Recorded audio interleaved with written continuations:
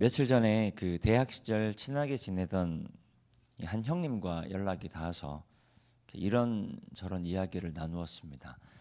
그런데 이야기를 나누는 중에 제가 이제 목사하다 보니까 그 신앙적인 이야기들을 이제 자연스럽게 하게 됐는데요.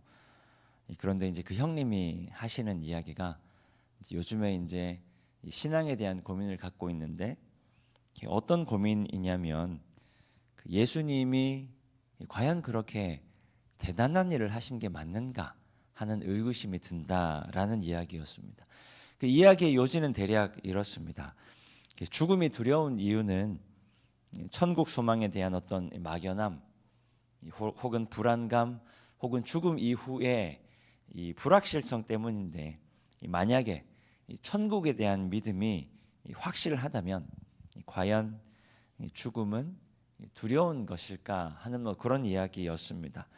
만약에 확실한 믿음만 있다면 내가 죽어서 천국에 간다라는 확실한 믿음만 있다면 본인도, 그러니까 그 형님도 자녀들이나 사랑하는 사람들을 위해서 목숨을 기꺼이 내어놓을 수 있을 것 같은데, 그러면 예수님의 십자가가 과연 그렇게 대단한 건가? 뭐 이제 그런 생각이 들었다라는 겁니다. 성도님들 생각은 어떠신가요? 정말 그럴 수가 있을까 하는 생각이 저는 들었는데요.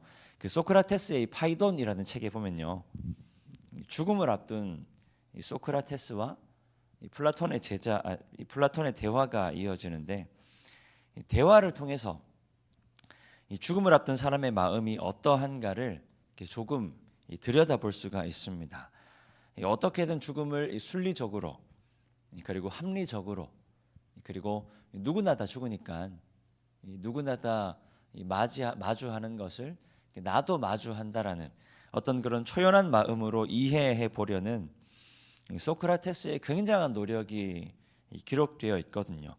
그럼에도 불구하고 내면에서 올라오는 어쩔 수 없는 죽음을 앞둔 사람의 불안과 초조를 굉장히 잘 담아내고 있다라는 겁니다. 그러니까 아무리 노력해도, 아무리 이해하려고 해도, 아무리 잘 알고 있다고 해도 절대로 이겨낼 수 없는 것이 바로 죽음이다라는 것을 이야기해주고 있는 거죠.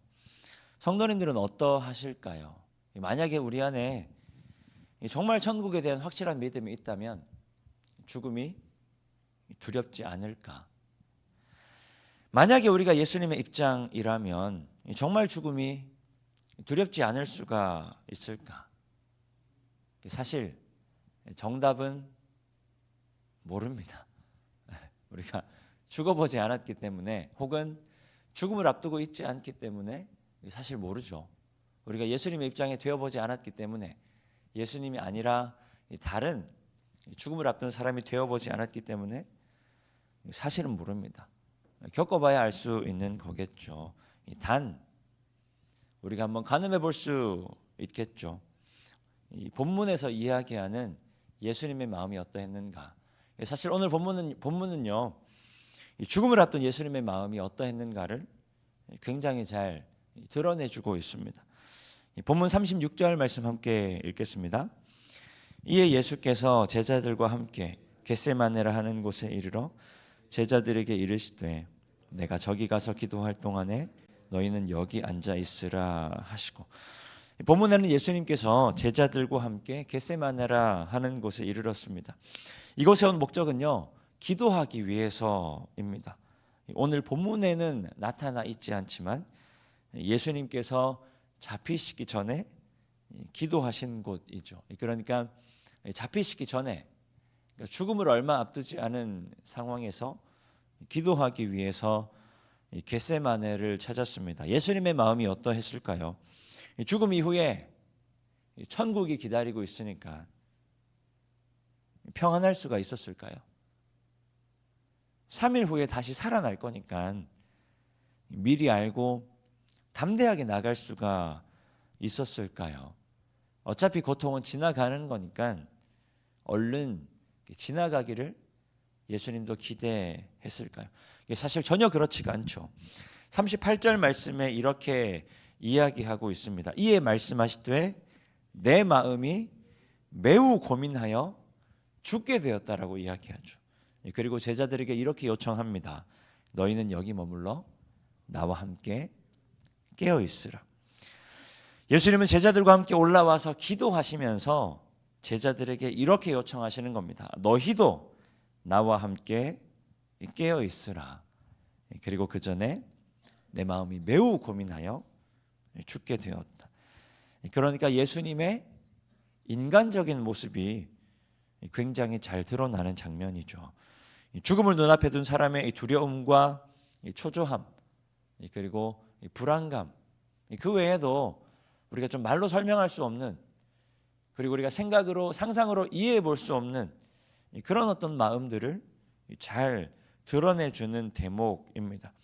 좀처럼 추스러지지 않는 그런 마음들을 가지고 기도하시는데 제자들에게도 함께 기도해 주시기를, 그리고 제자들에게도 함께 해 주시기를 부탁하시는 겁니다. 조금이라도 더 그 짧은 시간을 함께 해왔던 제자들에게 나와 함께 있어주기를 요청하고 있는 거죠. 굉장히 평범하다라는 생각이 들었습니다. 더 강하거나 혹은 더 연약하거나 더 특별하지도 않습니다. 그저 죽음을 앞둔 아주 자연스러운 인간의 반응이 아닌가. 그렇기 때문에 예수님의 십자가가 더 특별해지는 것이기도 하죠.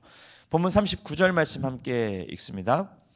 조금 나아가사 얼굴을 땅에 대시고 엎드려 기도하여 이르시되 내 아버지여 이 잔을 내게서 지나가게 하옵소서. 그러나 나의 원대로 마시옵고 아버지의 원대로 하옵소서 하시고, 예수님의 대제사장적 기도라고 하죠. 평범한 목수의 아들로 태어나서 하나님의 뜻을 짊어지고 세상의 모든 사람을 구원하시기 위해서 우리의 대속제물이 되신 예수님의 모습, 예수님의 기도입니다. 만약에 그래도 된다면 이 잔을 내게서 그냥 좀 지나가게 해주십시오. 그럼에도 그것이 하나님의 뜻이 아니라면 내 원대로 하지 마시고 아버지의 원대로, 내 뜻대로 하지 마시고 아버지의 뜻대로 하옵소서. 죽음을 앞두고 있는 예수님의 두려움과 초조함, 불안감이 잘 담겨진 기도입니다. 그리고 동시에 그런 중에도 하나님의 뜻 앞에 자신을 포기하는, 하나님의 뜻 앞에 자신을 내어놓는 기도입니다. 나를 위해서가 아니라 다른 모든 사람을 위해서 자신을 희생하는 기도입니다. 나를 위해서가 아니라 다른 모든 사람을 위해서 자기를 내어놓는 기도입니다. 얼마 전에 TV를 보는데요, 교회도 안 다니는 어떤 사람이 이런 말을 하더라고요. 요즘에는 자기를 희생하려는 사람이, 자기를 희생하려는 마음들이 너무 많이 사라져 버렸다. 이런 말을 들으면 우리는 다른 사람들 혹은 내가 아닌 사회를 비판하려는 생각이 먼저 올라오는데요, 사실 우리를 먼저 돌아보아야 하는 말입니다. 예수님께서 자기를 희생하시려는 것은 다른 사람을 구원하시기 위한 것도 맞지만요, 동시에 나를 구원하려 하신 것임을 우리는 기억해야 합니다. 그리고 나를 구원하려 하심과 동시에 나를 십자가의 길로 초청하려는 것이기도 합니다. 누구든지 나를 따라오려고 하면 자기 십자가를 지고 나를 따라야 한다라고 말씀하시죠. 그런 말씀을 쫓아서 우리를 예수님의 십자가 걸음으로 초청하고 있는 것입니다. 오늘 제자들에게 요청하신 것처럼 여기에 머물러서 나와 함께 깨어있자라고 십자가를 통해서 말씀하고 계신 거죠. 오늘 말씀처럼, 오늘 말씀에 드러난 예수님의 요청하신 것처럼 하나님의 뜻 안에서 예수님과 함께 깨어있는 성도님들, 예수님과 함께 삶 가운데 깨어있는 성도님들이 되시기를 소망합니다. 나를 따라오려거든, 예수님을 따라가려거든 우리 각자에게 맡겨진 자기의 십자가를 지고 따라야 할 것이라는 예수님의 말씀처럼, 예수님을 따라가려거든 우리에게 맡겨진 영혼들을 위한 기꺼이 희생하고자 하는 마음을 가지고 예수님을 따라야 할 것이라는 예수님의 말씀처럼, 우리가 짊어져야 하는, 내가 짊어져야 하는 나에게 맡겨진 이 십자가를 기꺼이 짊어지고 그렇게 영혼을 사랑하며 또 영혼을 위해 나를 희생할 줄 아는 우리 모든 성도님들 되시기를 축복합니다. 이 시간 주신 말씀 기억하며 함께 기도하겠습니다.